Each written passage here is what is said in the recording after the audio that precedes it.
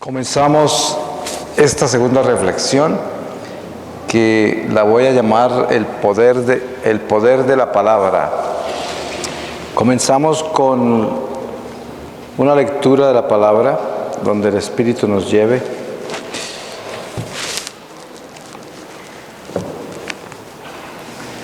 Y leemos de la segunda epístola de San Pedro, en el capítulo 1, desde el versículo 3. Dice: la generosidad de Dios, pues su divino poder nos ha concedido cuanto se refiere a la vida y a la piedad, mediante el conocimiento perfecto del que nos ha llamado por su propia gloria y virtud, por medio de las cuales nos han sido concedidas las preciosas y sublimes promesas, para que por ellas os hicierais partícipes de la naturaleza divina, huyendo de la corrupción que hay en el mundo por la concupiscencia.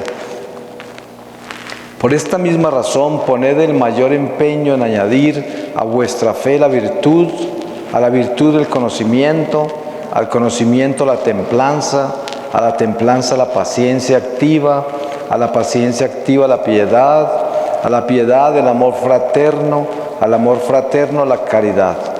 Pues estas cosas, si las tenéis en abundancia, no os dejarán inactivos ni estériles para el conocimiento perfecto de nuestro Señor Jesucristo. Quien no las tenga es ciego y corto de vista, ha echado al olvido la purificación de sus pecados pasados. Por tanto, hermanos, poned el mayor empeño en afianzar vuestra vocación y vuestra elección. Obrando así, nunca caeréis, pues así se os dará amplia entrada en el reino eterno de nuestro Señor y Salvador Jesucristo. Palabra de Dios.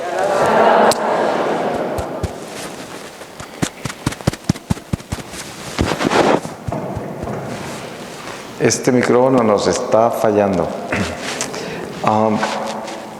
Bueno, hablamos un poco en la reflexión pasada sobre el poder de la palabra cuando hablábamos de Jesús, yo confío en ti. Partiendo de eso, desde ese punto y tomando eso que habíamos reflexionado sobre el poder que tiene la invitación que Jesús nos hizo a través de Santa Faustina, podemos comenzar desde el puro principio, cuando Abraham es escogido por el Señor y enviado, y luego encontramos ese momento tan trascendental en la iglesia que refleja el principio de nuestra liturgia, cuando Melquisedec, el rey de Salem, sacerdote misterioso que sabemos que nadie sabe de dónde vino y cómo se fue, y que fue quien celebró para Abraham el éxito de su batalla, y por primera vez se dan diezmos al sacerdote por los dones que Dios le ofreció a Abraham, dándole la victoria sobre la batalla. Eso significa mucho, porque esto significa la relación entre Dios y nosotros en la batalla espiritual que llevamos por conquistar el terreno de Dios. Y ahí, en ese momento, Melquisedec celebra ese sacrificio con pan y con vino. Ustedes saben que todos los sacrificios que vemos a través del judaísmo, con los sacerdotes de Aarón, todos eran sacrificios de sangre de toros y sangre animal. Este sacrificio de Melquisedec es con pan y vino. Y por eso a Jesús más adelante la Escritura lo llaman sacerdote de la orden de Melquisedec. Pues eso quiere decir que Melquisedec era de origen divino. Y este es un misterio que seguramente en la iglesia tenemos una teología muy clara sobre eso, y muchos teólogos y santos de la iglesia a través de los siglos han hablado maravillas de ese momento. Y quiero tomar desde ese momento la reflexión que voy a hacer sobre el poder de la palabra. Si ese sacrificio que celebró Melquisedec al Padre Celestial para Abraham y lo que Abraham había logrado en nombre de Dios, ese sacrificio se hizo a través de palabras, porque Melquisedec tuvo que haber orado, tuvo que haber pronunciado palabras, tuvo que haber trabajado en esa forma que se trabaja siempre en todos estos ritos litúrgicos en el altar. Siempre tenemos una liturgia que honra a Dios a través de la alabanza, los salmos y toda la jornada de oración que se lleva a cabo en la liturgia. Son palabras, todas son palabras. Hablábamos antes de algo muy delicado como son las palabras del demonio en todo lo que es la magia, en todo lo que son todos estos libros esotéricos, todas esas ciencias de control mental, todo eso que llevan a la gente a autosugestionarse, a autodiosificarse, porque eso es lo que hace todas estas técnicas. Y la magia en sí, que tiene encantamientos, sortilegios, tiene muchas cosas que utilizan con la palabra. Decía, si esas palabras tienen algún poder, porque es el poder del maligno, que es un poder limitado, se pueden imaginar ustedes el poder que tiene la palabra de Dios. Es un poder muy grande. Cuando Jesús instruyó a sus apóstoles durante los 3 años de vida pública, la mayoría de las cosas que Jesús enseñaba, los apóstoles no las entendían plenamente, porque todavía no tenían el Paráclito, el Espíritu Santo.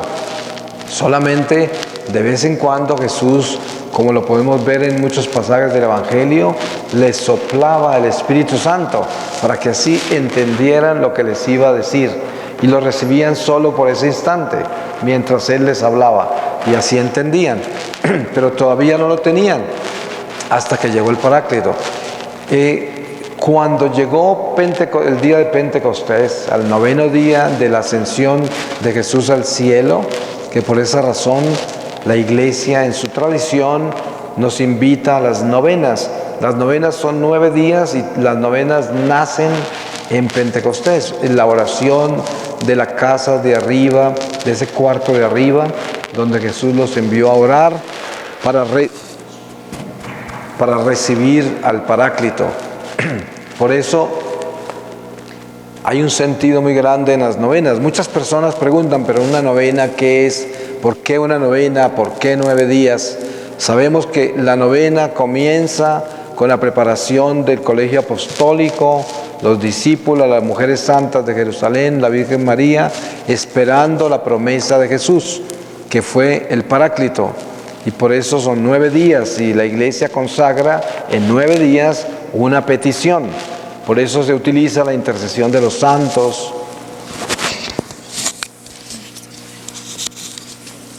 la intercesión de los ángeles, y en esa forma consagramos esos 9 días de oración. Los apóstoles, después de recibir el Paráclito, se fueron sin miedo a predicar.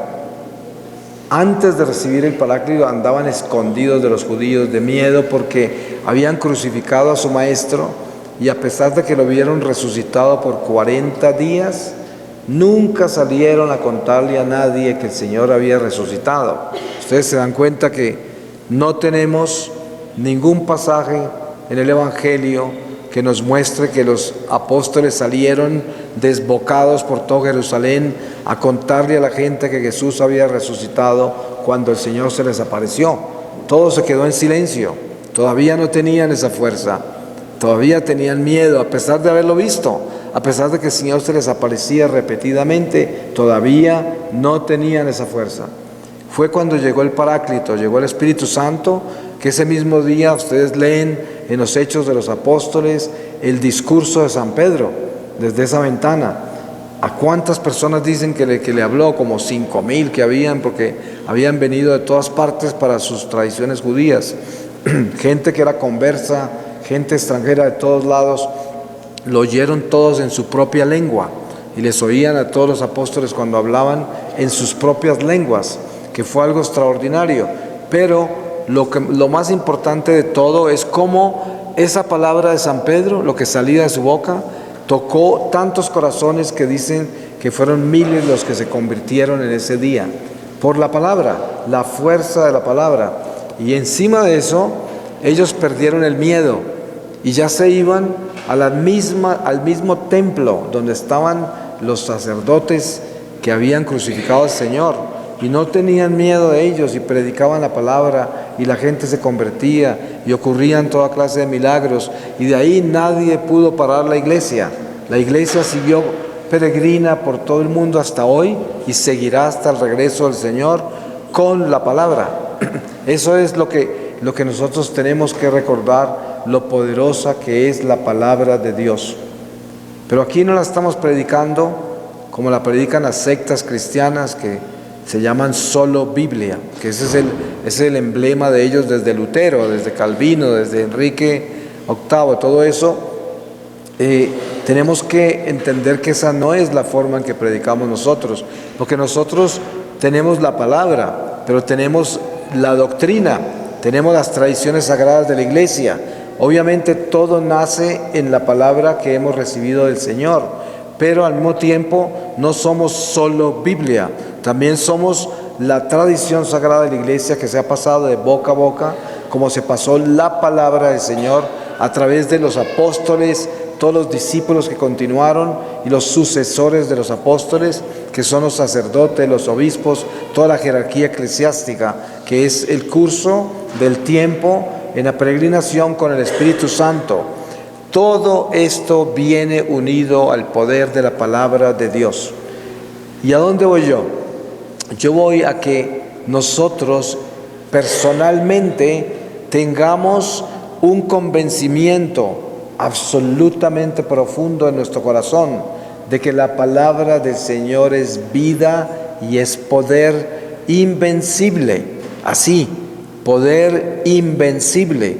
Entonces, cuando usted lea la palabra de Dios, tenga la seguridad que esa palabra traspasa sus huesos y su sangre, derrota los infiernos, derrota el miedo, derrota la angustia, la inseguridad, la duda. Si usted la pronuncia con todas las fuerzas de su corazón, con fe, con convencimiento de que esa palabra de Dios es el poder más grande que hay en la tierra, en los cielos, en los abismos, en toda parte, la palabra de Dios es la fuerza, la única fuerza. Si tenemos ese convencimiento, si entendemos lo importante que esto es, tenemos el arma en la mano, la espada, esa espada que es la palabra. Ten en cuenta que cuando nosotros en las tradiciones sagradas de la iglesia encontramos a San Gabriel Arcángel, nos damos cuenta que Él es mensajero de esa palabra. A través de esa palabra viene la encarnación del Señor después de la anunciación a la Santísima Virgen María. ¿Y cómo se anunció a la Santísima Virgen María? A través de la palabra, mensajero de la palabra. Trajo un mensaje de Dios a la Virgen y le pronunció unas palabras: darás a luz un hijo. Y esas palabras se hicieron vida, carne en el vientre de María, por obra del Espíritu Santo. Esa fuerza espiritual es la que nosotros debemos abrazar con convencimiento. El mundo hoy necesita más que nunca el poder de la palabra, pero que esa palabra también tenga la conciencia de que nuestra iglesia está fundada en la palabra del Señor, pero también está fundada en sus tradiciones sagradas, en su sana doctrina y en toda la herencia que nos han dejado los padres de la iglesia, los santos de la iglesia, que son el ejemplo por el cual vivimos, que se han cristificado, que se han convertido en otros Cristos. Ustedes saben que el santo que está canonizado, ¿qué es? Se convirtió en otro Cristo, porque el Señor prometió: seréis como yo. Nos convertiremos como Él, en Él, porque Él nos creó a imagen de Él. Y por lo tanto, lo que San Pablo habla de que en mí se completan todos los sufrimientos que faltan por completarse en el cuerpo místico del Señor, lo que Él está diciendo es de que nosotros, como cuerpo místico de la iglesia, que somos piedras vivas del templo de Dios, estamos cristificándonos, convirtiéndonos en otro Cristo. Y por eso la palabra de Dios nos edifica en todo lo que nosotros hacemos. Cuando nosotros nos comunicamos entre nosotros, nos damos cuenta cuando lo que estamos compartiendo viene de la palabra de Dios. Y cuando no viene la palabra de Dios nos quita la paz, nos confunde y tenemos que despertarnos para decir, un momento, aquí hay un espíritu metido, aquí hay algo que no es de Dios, porque la palabra no nos está edificando, no nos está dando paz. Cortemos con esto, iniciemos un nuevo diálogo, corrijamos nuestro camino. Eso es importante porque eso se llama discernimiento de espíritus.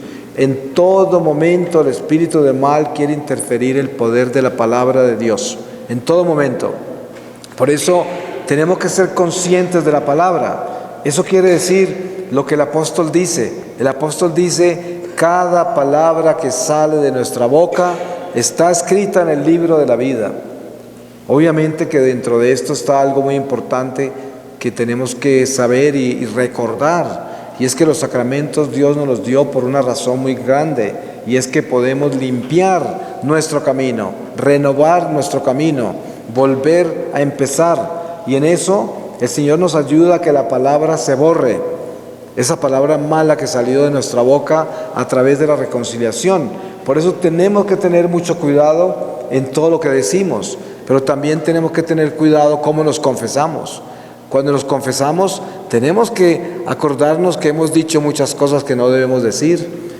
Incluso muchas veces no abrimos la boca para hablar, estamos murmurando. Esas son palabras. Ustedes las oyen en su mente, las oyen, les retumba en su corazón, especialmente cuando están disgustados con alguien y están murmurando. Esas son palabras, no se olviden de eso. La palabra no solamente se pronuncia.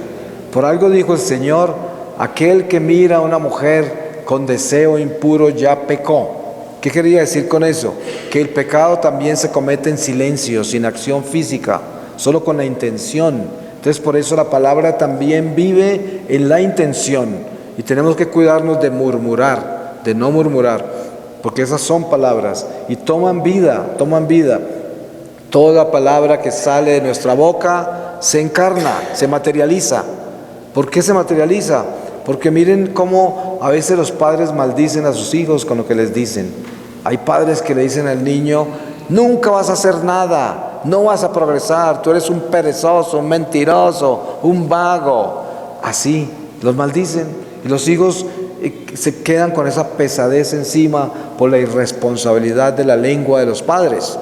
Y esas cosas se pueden corregir, obviamente. Pero ¿cuántos padres de familia como yo y algunos de ustedes ya es muy tarde para corregir lo que hicimos con los niños? Porque ya nos crecieron, ya son grandes y les tocó vivir con esa carga de las palabras que les descargamos en un momento de ira, en un momento de desesperación y de irresponsabilidad. Por eso tenemos que confesar esas cosas y limpiarnos para que el Señor tenga misericordia de nosotros. En la palabra que les leí de San Pedro dijo algo muy importante, dijo para que estén conscientes de enmendar, de reparar esos pecados que ya confesamos, que esos pecados que cometimos. O sea que acuérdense en que nosotros tenemos que reparar, no es solamente confesarnos, sino que la enmienda viene después de la penitencia que nos coloca el Padre, a pesar de que desafortunadamente hoy en muchos casos muchos sacerdotes no nos ponen penitencia. Yo no juzgo eso, solo que es muy bueno para la disciplina espiritual de las personas que exista esa penitencia, porque nos inicia en el proceso de reparar los pecados confesados. ¿Y cómo se reparan? Se reparan de la misma forma que nosotros reparamos una amistad cuando se ha dañado por culpa de nuestros errores. ¿Cómo se repara esa amistad? Pues se repara portándose bien con esa persona, pidiéndole perdón y rehaciendo esa amistad.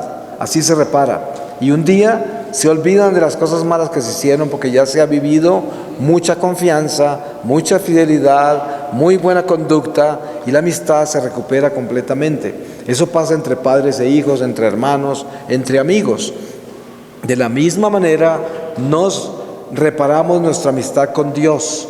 Nosotros nos portamos bien, nosotros ya no hacemos las cosas que hacíamos y reparamos esa amistad con el Señor. Porque ustedes saben qué es el pecado. El pecado es la pérdida de la amistad con Dios. ese es el pecado. Entonces, ¿cuál es la gracia? La gracia es vivir en la amistad con Dios, esa es la gracia. Tiene muchos niveles esto, obviamente, pero es el principio de esa amistad, es el principio de lo que es la gracia y pérdida de amistad, el pecado. Pues toda palabra que sale de nuestra boca se materializa y tiene un efecto. Si nosotros entendemos esto bien, entonces tenemos que cuidarnos mucho de lo que decimos. Yo fui una de las personas que hablaba como una lora y no me fijaba en lo que decía, hasta que yo fui rescatado por el Señor y comencé a ponerle cuidado a todo lo que hacía, porque sabía que todo era importante y que yo era responsable de todo lo que yo hacía. Y ahí comencé a darme cuenta de que hay que tener mucho cuidado de no tener esta boca abierta, suelta, sin fijarnos en lo que estamos diciendo. Y no podemos simplemente decir lo que estamos pensando o sintiendo así nomás. Hay personas que se consideran muy francas porque lo dicen todo como lo sienten. Son personas imprudentes, no son francas. La imprudencia es algo que se considera como un vicio muy grande y hace mucho daño. No todas las cosas que pensamos las podemos decir. ¿Ustedes se imaginan la catástrofe que sería eso si todos estamos diciendo lo que pensamos? Si a veces hay muchos pensamientos que son plantados por los mismos demonios. Hay pensamientos horribles que nos llegan a la mente que no fueron plantados por nuestra intención, sino por el mismo demonio. ¿Cuántas veces usted está muy bien confesado? Usted ha vivido todos unos días continuos de vivir en gracia con el Señor. Tiene una alegría, un gozo en Dios porque ha estado viviendo en gracia con el Señor. Y de pronto viene en la fila para recibir la comunión y los pensamientos más espantosos se le vienen a su mente. Hasta el punto que se siente hasta culpable, hasta ni quiere comulgar. Porque eso es obviamente lo que quiere Satanás. Pero ¿quién le puso esos pensamientos? Si usted estaba en gracia, si usted vivió en obediencia varios días seguidos en que estabas como santificado, no santificado, pero en camino de santidad, ¿por qué razón van a llegar esos pensamientos a su cabeza exactamente antes de comulgar? Pues obviamente que ese es el espíritu tentador que viene a quitarle su entusiasmo espiritual de recibir la Eucaristía. Entonces, claro, hay pensamientos que son plantados por el enemigo, pero tampoco podemos echarle la culpa a Satanás de todo lo que pensamos, porque hay pensamientos que son producto de la vida que llevamos interior, porque todo lo que hay en nuestro corazón se refleja en nuestros pensamientos. Por eso la palabra dice, lo que daña al hombre no es lo que entra en él, sino lo que sale de él, porque en el corazón se fraguan todos los adulterios, los asesinatos, la mentira, la avaricia, el corazón es la cuna de todos esos males. Y se proyectan a través del pensamiento y luego se materializan en la palabra. Por eso, teniendo esa responsabilidad tan grande de estar conscientes del poder que tiene la palabra, debemos administrarla con el Espíritu Santo. Debemos hacer ese ejercicio. Si quiere usted tener una alta disciplina, como nos invita el apóstol San Pablo a tener para poder ir, él dice, si quieres ir al estadio a participar en los Olímpicos, prepárate como un buen atleta en perfecta continencia, no como quien se prepara para ganar una corona temporal perecedera, sino la corona eterna de nuestra salvación. Eso se aplica para todos los días de nuestra vida. Si es que estamos en el estadio de la vida que nos lleva a la vida eterna a través de Jesucristo, y por lo tanto estamos en los Olímpicos, estamos compitiendo ¿cómo? Contra las fuerzas del mal. Nosotros vamos a ganar y nos vamos a poner esa corona de Jesucristo, la corona del triunfo de la cruz, que es la vida. Y por esa razón tenemos todos los días que prepararnos como buenos atletas. Si la gente se prepara como se prepara con tanto sacrificio para una corona perecedera, más nosotros que nos estamos preparando para una corona eterna. Pero para eso tenemos que vivir una alta disciplina. Cuando nos levantemos por la mañana y despertemos, Debemos darle gracias a Dios por el don de la vida, por la salud física, mental, espiritual, pero hay algo importante que debemos hacer. Consagrémosle nuestra lengua al Señor. Señor, ten compasión de mí. Sella esta lengua con la preciosa sangre de tu Hijo Jesucristo y no permitas que ni una palabra salga de mi boca que le haga daño a nadie, que te ofenda a ti y que dañe mi alma. Te lo suplico, Señor. Eso lo debemos hacer todos los días. Antes de acostarnos debemos pedirle perdón al Señor por toda palabra que salió de nuestra boca que no debía haber salido. Todo pensamiento que tuvimos que no debimos haber tenido, que ahí también derrotamos lo que ha sembrado el demonio. Esto es definitivamente importante. Para muchas personas hoy, por el mundo tan superficial, tan materialista que vivimos, incluso dentro de la misma iglesia, les parece un escándalo lo que yo estoy diciendo, porque consideran esto como fanatismo, exageración, fundamentalismo, pero no les pongamos cuidado a los tibios. No les pongamos cuidado a los mediocres, porque la iglesia nos ha enseñado por sus tradiciones sagradas a través de los siglos que nosotros debemos estar en perfecta disciplina permanentemente. No podemos relajarnos nunca. La vida nuestra es un instante en la eternidad. Esto se acaba en cualquier momento. Ustedes saben que la muerte no escoge por edades. La muerte nos recoge a nosotros en cualquier momento. Por eso, ¿cómo vamos a descuidarnos? No podemos descuidarnos. Es verdad que nosotros vivimos en el mundo, claro, como dice la palabra, pero no somos del mundo. Sin embargo, tenemos que manejar las cosas del mundo porque ahí actuamos nosotros. Es más, nosotros somos apóstoles del Señor en el mundo. No somos los soldados que nos vamos a esconder, como nos aconsejan los falsos profetas, a recoger comida y meternos por allá, quién sabe dónde en el monte, a escondernos por lo que va a pasar en el mundo. Esos no son apóstoles de Dios, esos son cobardes que se escaparon. Nosotros estamos en las filas del frente, las almas se sacan de la oscuridad y nosotros somos pescadores de hombres, tenemos que sacar almas de la oscuridad. ¿De dónde? Hay gente que le dice a usted, ay, no apoyen más a esos andan perdidos, esos están en pecado, esos no sé qué. ¿Cómo así que no los apoye? Si es que nosotros somos llamados a apoyar al pecador para que se rescate como nos rescataron a nosotros. Somos llamados, si a nosotros también nos han rescatado. No podemos abandonar al pecador, no podemos abandonar a la persona que está perdida y confundida. Esos son los que nos necesitan.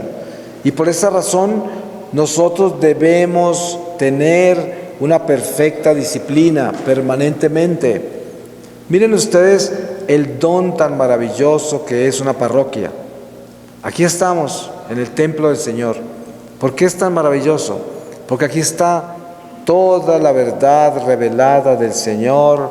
Todos los días se encuentra acá en los labios del sacerdote, en los labios del pueblo que viene a rezar la liturgia, a proclamarla, a alabar al Señor.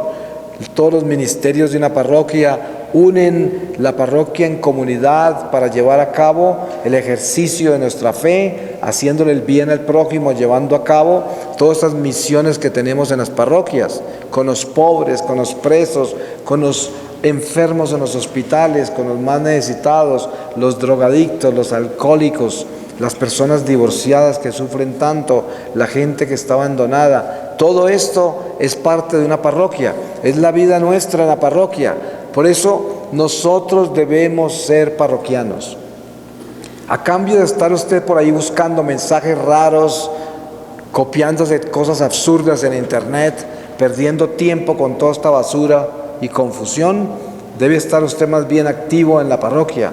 Apoyen sus párrocos, sus sacerdotes, apoyen las comunidades religiosas. Hay muchas comunidades religiosas por ahí pasando dificultades horribles que no tienen a veces suficiente para comer, porque nadie las ayuda ya, porque la gente se ha olvidado de las comunidades y a veces las lanzamos a la tentación a muchas monjas que caen en la nueva era y empiezan a buscar dinero por otros lados porque ya nadie las ayuda. Obviamente que no tienen excusa de meterse en la nueva era, pero solo les estoy contando que nosotros mismos a veces contribuimos a que la misma iglesia sucumba en situaciones terribles, ¿no? Por eso nosotros debemos ser iglesia en todo el sentido de la palabra. Las familias deben estar en la iglesia. Las familias se deben unir y reunir en la iglesia. Y esa es nuestra cuna. La iglesia no se hace en internet. La iglesia probablemente se propaga por internet. En este momento yo estoy hablando por internet. Pero nosotros tenemos que ir al templo del Señor y ayudarlo a sostenerse.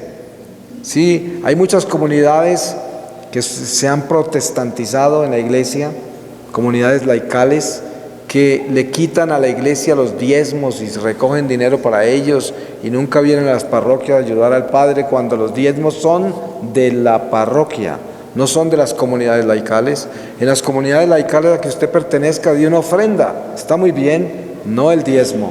El diezmo va para la parroquia, por mucho que se ofendan por lo que yo estoy diciendo, porque me han perseguido por eso, pero yo sé que el diezmo es para la parroquia, no es para las comunidades laicales.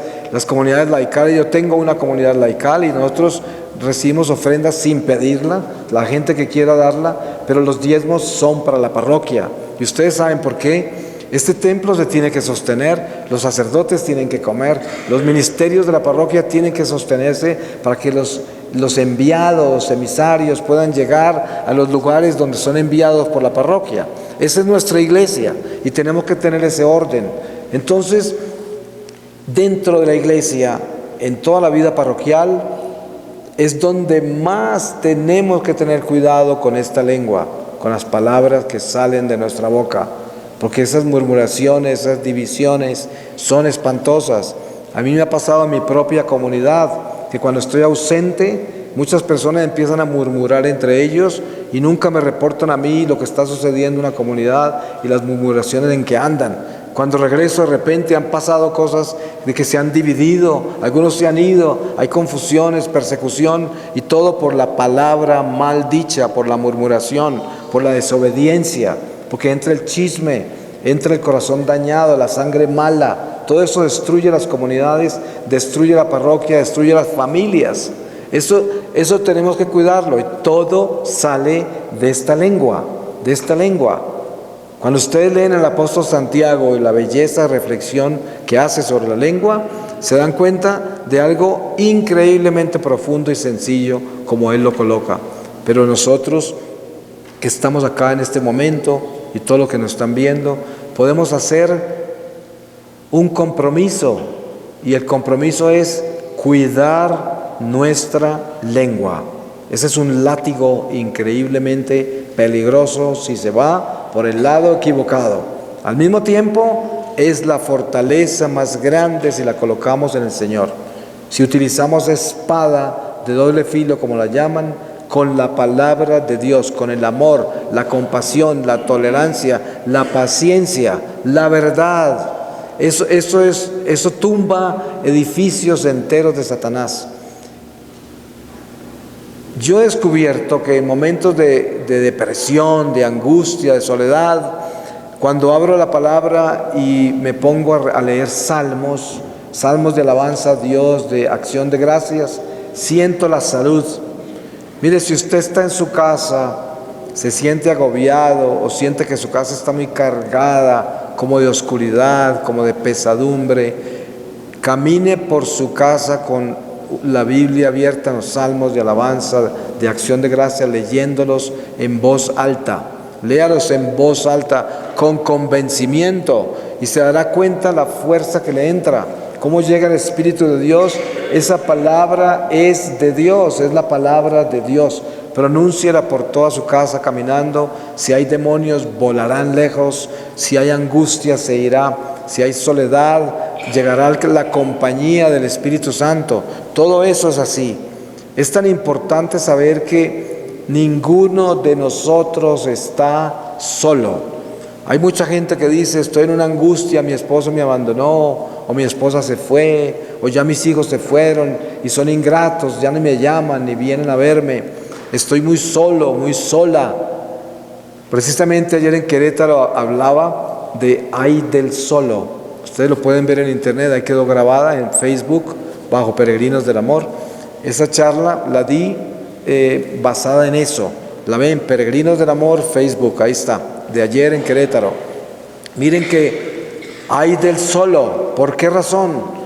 Porque si nosotros somos tan creyentes en Jesucristo y hemos declarado todos los domingos con la mano levantada en misa de que Jesucristo es el Señor, ¿cómo es posible que estemos solos? No podemos adorar criaturas humanas. La compañía nuestra no puede depender de las criaturas. La compañía verdadera nuestra debe depender tan solo de Dios. Es más, esto, si lo miran con cuidado, no es nada menos que el primer mandamiento. Eso es el primer mandamiento. Amarás al Señor tu Dios con todo tu corazón, con toda tu mente, con todas tus fuerzas, con todo tu ser, por encima de todo y de todos y de todo lo creado. ¿Qué quiere decir eso? Que uno tiene a Dios en su corazón si lo está adorando a Él por encima de todo. Entonces, ¿cómo puede llegar uno a estar solo si uno ama a Dios por encima de todas las cosas? Si usted cumple con ese primer mandamiento, nunca estará solo, jamás, porque siempre Dios estará con usted. Y usted siente la compañía más importante. Yo estaba en lugares terribles, como el secuestro, la cárcel. Estaba en la cárcel, en celdas, abandonado, arrinconado, gente avergonzada de mí, persecuciones, lo que ustedes quieran. Y yo he encontrado en esa angustia, en esa soledad tan horrible que sería natural por el estado en que uno se encuentra, he encontrado que cuando me impulso hacia el Señor, cuando lo abrazo a Él y le digo, Señor, Señor, tú eres mi esperanza, tú eres mi vida, no me dejes, fortaléceme, inmediatamente llega, inmediatamente me fortalece, inmediatamente sentí eso, nunca me abandonó, nunca, en ningún momento. Y pude vivir todas esas pruebas, las he podido vivir y seguramente podré vivir todas las que vengan, porque mientras que estemos aquí y antes de que regrese el Señor, estaremos viviendo prueba tras prueba tras prueba y tenemos que estar preparados para eso, porque el demonio no descansa. Entonces, es importante que nos acordemos que Jesús es el Señor, que la palabra de Dios tiene vida, es fuerte, es el poder más grande que tenemos. Entonces, que de nuestra boca tan solo salgan esas palabras que glorifican a Dios en todo lo que hacemos, lo que decimos, lo que pensamos, lo que sentimos. Y cuando no hagamos eso, arrepintámonos de no haberlo hecho, y que eso sea un territorio que estamos vigilando, todo el territorio que vivimos sin Dios durante el día. Hay muchas veces que nos ausentamos de Dios porque estamos muy metidos en la carne. Tenemos carne, no podemos negarla. Tenemos un cuerpo físico, vivimos en un mundo material y no somos Superman. Hay momentos difíciles, momentos de debilidad, momentos en que caemos en la pereza, en la indiferencia, momentos en que no dejamos que el Espíritu se mueva en nosotros, porque estamos muy centrados en nuestra miseria de la carne y la disfrutamos encima de todo. Ustedes saben, por ejemplo, yendo un poco más lejos, que la mayoría de los pecados nos dan placer. Por eso es tan peligroso el pecado, porque es que nos da placer en la carne. Incluso la gente que es chismosa tiene placer en el chisme. Le encanta el chisme y vive buscando chismes porque lo disfruta. La gente que es calumniadora igual disfruta la calumnia, y así cada pecado. Habrán momentos en que caeremos. Por eso tenemos el sacramento, la confesión. Por algo nos lo dejó el Señor, porque nos conoce, porque sabe que lo necesitábamos, sabía eso, y por eso nos lo dejó. Pero esto no nos da excusa para nosotros vivir una vida de pecado y no preocuparnos por superar nuestros defectos y nuestros vicios. No hay excusa, no hay escapatoria. Pero tenemos que trabajar y caminar con el convencimiento de que si somos esos que declaran que Jesús es el Señor y creemos en el poder de su palabra, estamos caminando en la verdad y por eso tenemos vida en el Señor. Y tenemos que dar ejemplo en eso. Cuando hayan personas alrededor de ustedes que son personas vulgares, con vocabularios soeces, que salen toda clase de inmundicia de su boca, ustedes tienen que exhortar, no se queden callados. Diga, por favor, en mi presencia, no hable así. Así sea la persona más querida de su familia, el que sea. Usted debe decir eso en el nombre del Señor. Esas palabras hacen daño. Esas palabras no son buenas. Ahuyentan los ángeles, derrotan el territorio de la luz. No permitan eso. Diga, en mi presencia no digas esas vulgaridades. A veces que tenemos, ay, es que mi abuelo es así, es que mi tío es así, es que mi papá es así. Y entonces no podemos corregirlos. Claro que sí. A lo mejor no cambiarán, pero de repente no lo vuelven a decir en su presencia. Por lo menos se gana un espacio usted en los cuales le puedan ayudar.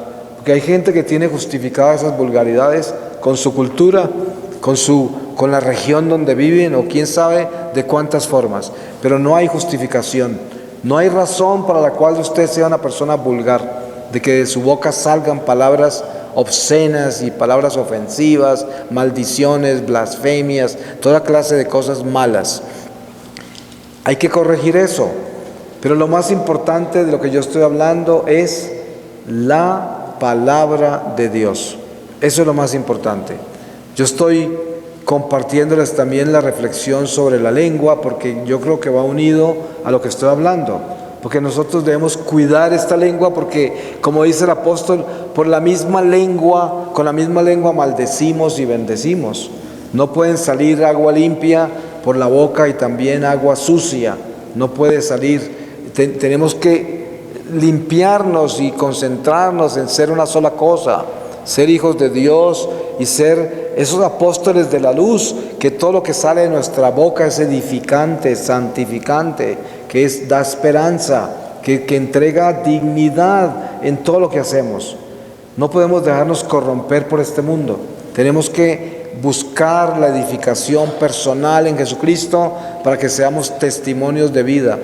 Eso es lo importante, porque lo demás, dense en cuenta ustedes que uno se puede corromper con la cultura en que vivimos, que se hace tan normal el pecado. El pecado es moda, el pecado es costumbre, el pecado es hábito, el pecado es política, el pecado es sociología, psicología, filosofía, ideología, es el pecado. Entonces, ¿qué? ¿Vamos a adoptar esas cosas? Esas filosofías pecaminosas, ideologías absurdas. No podemos hacer eso. Por eso no podemos abrazar las costumbres del mundo. En todo lo que no esté el Señor, nosotros no debemos poner nuestras manos. Es verdad que un estudiante de teología hoy le toca manejar las enseñanzas más absurdas, porque es increíble lo que están enseñando hoy. Pero yo conozco muchos sacerdotes que ha estudiado todos sus años de seminario, y a pesar de que escuchó barbaridades que se enseñaron, nunca las aceptó y en silencio mantuvo la teología que debía mantener, no se dejó engañar. ¿Cuántos estudiantes hay de psicología que les traen todo ese ateísmo dentro de la ciencia que están estudiando y no se dejan pervertir, porque mantienen la obediencia al Señor? Y no necesitan pararse a insultar al profesor porque está enseñando eso, ni crear un drama, ni un escándalo. No es el momento indicado para eso, no es el sitio. En silencio aprende las cosas que debe aprender, desecha las que debe desechar, y así vivimos en el mundo. ¿Cuántas veces no vamos en un autobús, en un tren, en un avión, y hay gente blasfemando, hay gente maldiciendo, hay gente haciendo cosas horribles? ¿Qué podemos hacer? Orar, pedirle al Señor que lave nuestros oídos de todo lo que estamos escuchando, hacer eso, orar por esa persona, orar por todos los que están oyendo eso, especialmente los inocentes, los niños, que son los que sufren con cosas así porque se escandalizan y hasta pierden su inocencia. Tantas cosas que suceden alrededor de nosotros, pero la responsabilidad nuestra no es cambiar el mundo, porque el mundo no lo podemos cambiar. Por eso el Señor dice que el príncipe de este mundo se llama Satanás, advirtiéndonos dónde estamos. San Juan dice que el mundo entero está en manos del diablo, advirtiéndonos dónde estamos. Pero eso no quiere decir que estamos en manos de él, porque nosotros no somos del mundo. Y eso lo tenemos que tener claro nosotros. Si somos de Dios, si estamos con Dios y vivimos en la verdad que Jesucristo nos reveló, estamos en el mundo, pero no le pertenecemos. Cuando Jesús ora por los apóstoles al Padre, dice: Padre, no te pido que los saques del mundo, porque ellos no son del mundo, como yo no soy del mundo, pero te pido que los protejas del maligno. Hay que tener cuidado de las palabras que Jesús pronuncia. ¿Y qué es lo que está diciendo? Miren lo que Él hizo. No está pidiendo que los saques del mundo, porque estamos en el mundo, aunque no lo somos de Él, pero sí pide que nos proteja del maligno. Eso es lo que tenemos que tener cuidado. Entonces, tanto en lo que decimos, en lo que pensamos, en lo que sentimos y proclamamos, tenemos que estar en guardia de que eso sea de Dios, como en la forma que actuamos en todas las cosas que hacemos, en todo sentido, en todo momento. Debemos pedir que el Espíritu Santo sea quien nos acompañe en todo. Hay personas que no pueden entender lo que los santos dicen cuando piden que nuestra vida debe ser oración permanente. Como la mayoría de la gente piensa que la oración es una salmodia, o sea que es una recitación de palabras, entonces no se imaginan lo que es estarnos recitando 24 horas al día. Dirán, esas cosas de locos, ¿quién puede hacer eso? A eso no se refieren los santos. Oración permanente es tener el corazón en Dios todo el tiempo. El corazón en Dios. Esa es oración permanente. Habrá un momento para la salmodia, donde recitamos oraciones, habrá un momento para todo eso, pero el corazón en Dios es un corazón orante. Cuando estamos todo el día caminando con el Señor, en todo momento. Cuando usted entra a internet y está caminando con el Señor, sin hacer ningún esfuerzo, va eliminando todo lo que no es de Dios y no se detiene a leer nada ni a mirar nada que no sea de Dios. Lo mismo sucede con la televisión y los canales que se está viendo. Todo lo que no es de Dios lo va apagando, lo va cambiando, y en un momento dado le toca apagar el televisor. Sí, hay casos de casos. Yo, por ejemplo, nunca veo televisión. Hace muchos años que no lo veo. Yo viví en ese mundo del espectáculo, del entretenimiento, envuelto en toda clase de actividades en relación con eso. Y no lo estoy demonizando, porque hay muchas cosas buenas en los medios. Solo que en mi caso, en mi vida personal, por disciplina personal, yo no toco esas cosas, no las necesito. Cuando hay alguna noticia extraordinaria, me la cuentan todos. A no ser de que esté siguiendo un evento particular en la vida que es trascendental para toda la humanidad. Y ahí de pronto estoy mirando a ver en qué va esa monstruosidad, esa manipulación, para orar, no por curiosidad.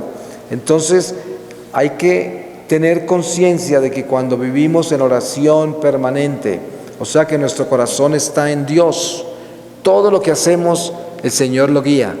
Si está en internet, si es la televisión, si es compartir con amigos, si es hablar con la familia, si es caminar entre la gente, estamos con Dios porque el Señor nos va guiando con su Santo Espíritu y no miramos hacia donde no debemos mirar. Ustedes saben la fuerza que tienen nuestros ojos.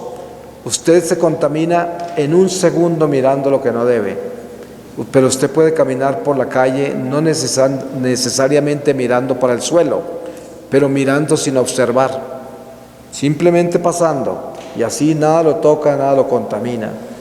No nos vamos a volver fanáticos, pero estoy hablando de la disciplina. La concupiscencia de los ojos es una fuerza increíble que nos inclina a utilizar los ojos como no debemos. Ustedes han visto, cuando uno vive en pecado, la fuerza que tienen los ojos en la mirada que uno lleva sucia, malintencionada, impura, indigna de toda clase de valores. Esto todo tenemos que corregirlo y limpiarlo. No dejen que sus ojos naveguen libremente por todas partes. No dejen que su intelecto se conecte libremente en todas las cosas que están escritas y en todo el arte que está publicado. No lo deje. Usted cuídese, seleccione todo bien, ande con el Espíritu Santo y el Espíritu Santo lo guiará para ir a donde debe ir, hacer lo que debe hacer, leer lo que debe leer, mirar lo que debe mirar, decir lo que debe decir, oír lo que debe oír, sentir lo que debe sentir. Todo eso es importante. es parte de nuestro caminar con el Señor y no podemos bajar la guardia en ningún momento. Parecería como si esto es demasiado, ¿no es verdad? No es demasiado. ¿Por qué razón? Porque nosotros estamos caminando hacia la eternidad. Nosotros estamos caminando hacia la salvación eterna. Y por eso, pónganse ustedes a pensar lo que es toda la disciplina que debemos tener para estudiar en la escuela, en el colegio, en la prepa, en la universidad. Todo esto que tenemos que hacer para graduarnos, para conseguir un diploma, para tener una profesión, el esfuerzo que hacemos. ¿Qué se necesita para lograr ese diploma? Una constante disciplina, un constante sacrificio, tantas noches en vela, tanto sacrificio, y se logra el diploma. Eso es un diploma temporal, una corona temporal. Se puede imaginar lo que se necesita para lograr la corona eterna, el diploma de los diplomas, que es la salvación. Todos los días debemos estar en disciplina. No se duerman, nunca. Y verán que el Señor les da esa fortaleza para tener disciplina, para ser obedientes a Él, para buscarlo a Él, para obedecerle a Él, para caminar con Él en todo momento. Eso es importante. Y en todo, usen la palabra de Dios en su interior. ¿Cuántas veces no estamos en situaciones en la calle, caminando por la calle, en que nos encontramos un poco confundidos, como inquietos, preocupados, quizás por contaminación, por algo que pasó alrededor de nosotros? Miren que en ese momento la palabra de Dios debe entrar y decir: Jesús, tú eres mi Señor, limpia mi corazón, limpia mi mente, limpia mis sentidos, dame paz. ¿Quién sabe qué me entró? Tú eres mi Señor, ven a limpiar mi corazón, ven a caminar conmigo, ven a mirar conmigo, a oír conmigo, a hablar conmigo, a sentir conmigo, a vivir conmigo en todo tiempo. Esa es la palabra. Así manejamos la palabra y mantenemos esa palabra viva en nosotros. La proclamamos constantemente y teniendo en cuenta que Jesús es el Señor. Voy a pedirle al Señor su palabra para sellar esta reflexión.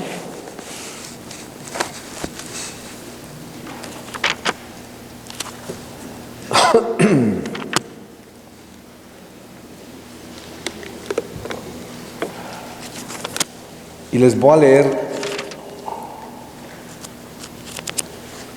de la primera epístola a los Tesalonicenses, en el capítulo 2, desde el versículo 13, dice así: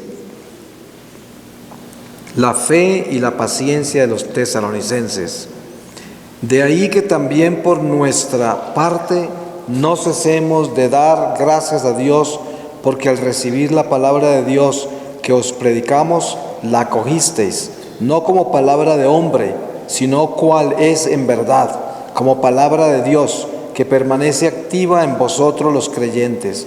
Porque vosotros, hermanos, habéis seguido el ejemplo de las iglesias de Dios que están en Judea, en Cristo Jesús, pues también vosotros habéis sufrido de vuestros compatriotas las mismas cosas que ellos de parte de los judíos.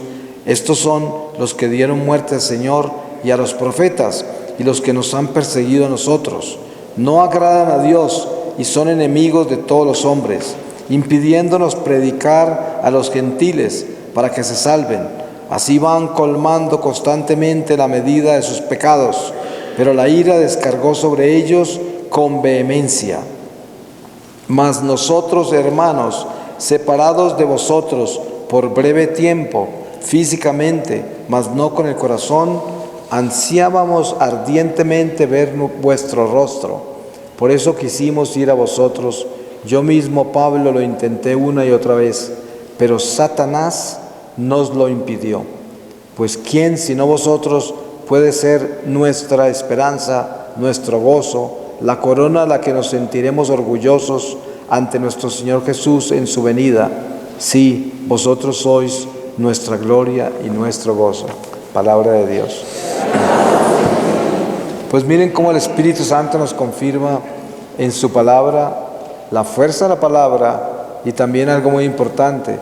¿Se dieron cuenta cómo San Pablo nos enseña de que el demonio se mete en las misiones, se mete en el evangelio y detiene a veces algunas misiones. Dice, Satanás no lo impidió. Con eso no le está dando poder al diablo, ni está glorificando a Satanás, sino que está advirtiendo que el diablo se mete en la sopa, ¿no? El diablo se mete en todo. Y por eso no podemos desmayar. San Pablo no se preocupó por eso, pero les está explicando por qué no llegó. Varias veces no llegó. Y eso es lo que tenemos que tener en cuenta nosotros, de que estamos luchando contra un enemigo que tiene nombre propio, que es verdad, que está vivo, que no le debemos tener miedo, pero sí tenemos que vigilar todo el tiempo en nuestra vida. Por eso digo, observen alta disciplina, manténganse despiertos y estén todos los días caminando con el Señor, y así Satanás no tendrá poder sobre ustedes. Amén.